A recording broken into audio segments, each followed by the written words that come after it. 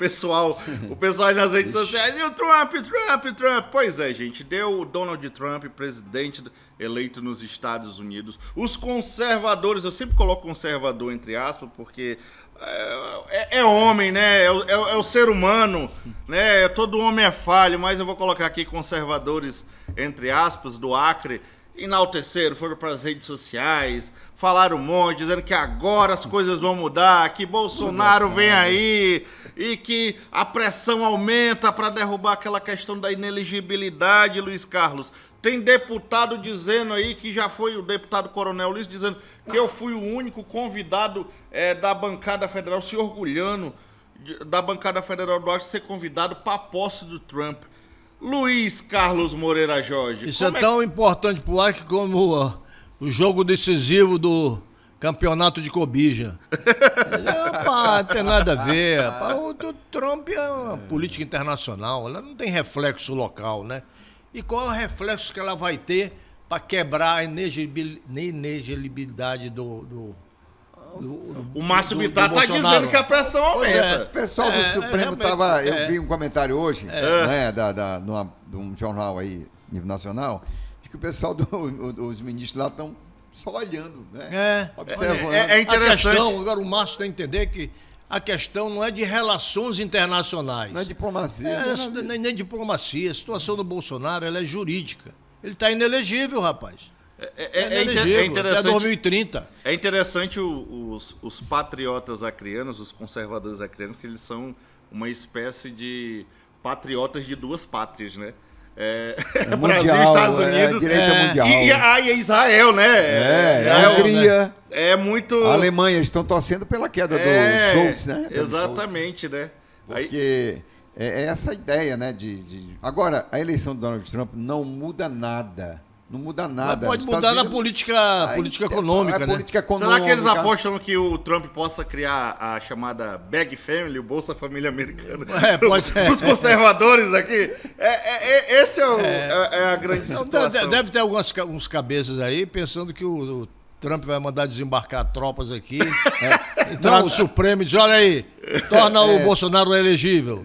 Já houve convivência, por exemplo, do Lula com o Bush. Tem gente que briga, né, na rede social. Fica com raiva. Raiva, né? O cara critica quando tem uma posição. O Trump é isso, o Trump é aquilo. O Trump não sabe nem se você existe, rapaz. Pare com isso. E outra coisa interessante é que tem gente acreditando que vai transformar o Brasil no inimigo dos Estados Unidos. A diplomacia brasileira já está lá. É pragmático, rapaz. Inclusive, Georgiana falou sobre pragmatismo, que deve ter um tensionamento no mundo, mas que o governo brasileiro... Eu não acredito. Vou te contar. Fala.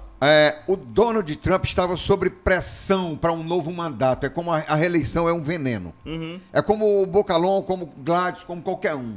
O segundo mandato sempre é mais difícil. O segundo mandato, agora tem uma vantagem, que ele não vai estar com pressão de uma reeleição, porque acabou. Então ele vai querer entrar para a história como um bom governante, como levantou a glória da América, gerou emprego, criou a paz no mundo, pacificou Israel com a Palestina, pacificou a guerra da Rússia com a Ucrânia. Ele vai se ver assim. Essa ideia de que ele vai criar tensão. O Bolsonaro... Mas no governo dele não houve nem guerra, ele não levou os Estados Unidos para nenhuma guerra. Nenhuma guerra. Nem com o Irã. Ele retirou tropas do Irã. Foi. Outra coisa. Por exemplo, o Bolsonaro, numa hipótese de um novo mandato a partir de 2026, seria outra figura, sem guerra com o Supremo, sem botar... Sem guerra contra a vacina. Sem guerra contra a Globo. Aí ele ia pacificar as relações com... Depois da eleição, você lembra o tensionamento que o Márcio Bittar fazia aqui? Depois da eleição, Márcio, olha, gente, a esquerda, os que não foram eleitos têm direito da sua oposição. Já mudou um pouco o discurso. Uhum. Então, há uma tensão e depois, daqui a 3 meses, você vai ver que Donald Trump... Ele foi muito democrático, ele ganhou no voto popular, ganhou no colégio eleitoral. E o bonito foi o seguinte, o presidente, o Biden, né? Eu tô recebendo aqui uns informes nas redes sociais... que só se fala isso na Cidade do Povo e no Aroeira, só fala de Pois é.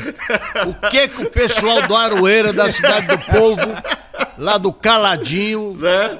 Qual é a influência que vai ter a vitória do Trump lá no Caladinho? É a potência das redes sociais. É a potência das redes sociais. As redes sociais criam uma ideia de que nossa, a Câmara vai ganhar lá e o cara... Que Câmara tá nem aí pra ninguém. O Donald Trump tá... E se ganhasse Kamala Harris É também porque era a todo mesma mundo coisa, hoje rapaz. é popstar nas redes sociais. Então o político é... todo Com mundo a é. influência da vitória do Trump na Sobral. Vamos parar com essa briga besta na rede social. O Trump é isso, não, porque o Lula é ladrão, não, o Trump não é. Que briga mais Olha, deixa eu infantil, definir patética. Luiz, ô Marcos, o que disse o meu amigo Almir Pagliarini, ele disse pra mim ontem, ele mandou até uma mensagem, ele disse, tava tudo bem, tava tudo tranquilo. Aí o Donald Trump ganhou a eleição, já começou a briga antes do Natal. As famílias. Aliás,